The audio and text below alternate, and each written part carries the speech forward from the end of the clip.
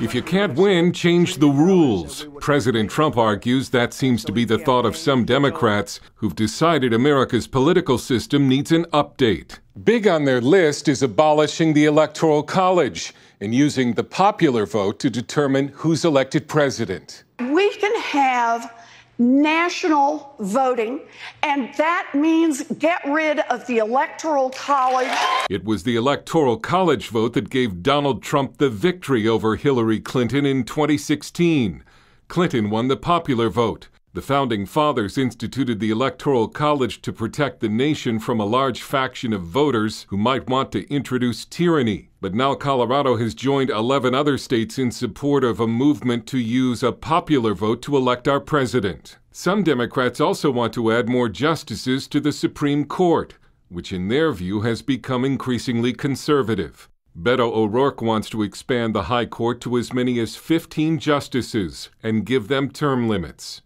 Another Democratic proposal is to lower the voting age to 16.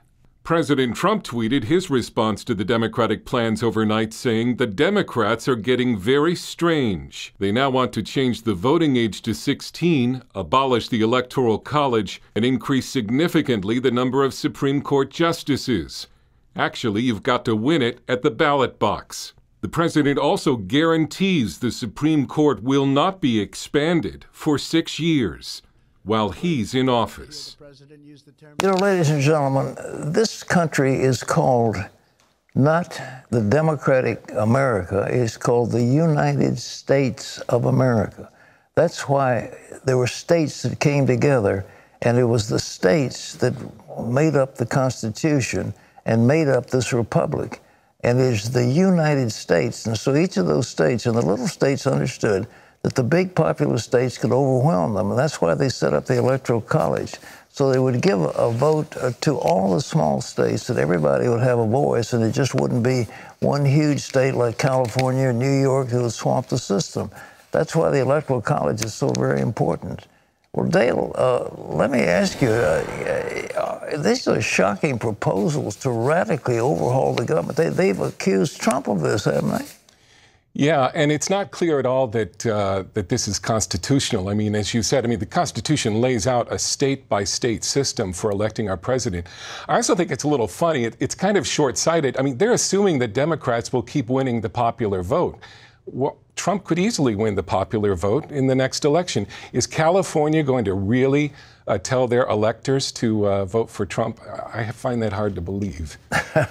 Well, what else do you see that these radicals are doing? I mean, it's just crazy, the stuff they're proposing, but this, you will give me some of the radical proposals that they're coming up with. Well, you know, they want to increase the Supreme Court. That's not going to pass muster either. I mean, they need a constitutional convention to do the kind of stuff they want to do, and I just don't see that happening.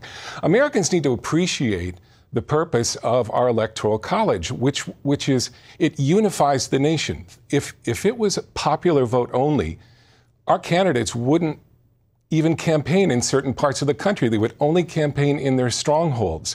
The Electoral College keeps them honest, and it actually unifies the nation, and it also encourages a two-party system.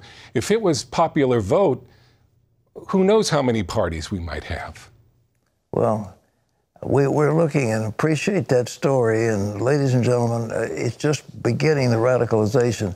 Free tuition for everybody, free health care for everybody, guaranteed annual wage for everybody in the country.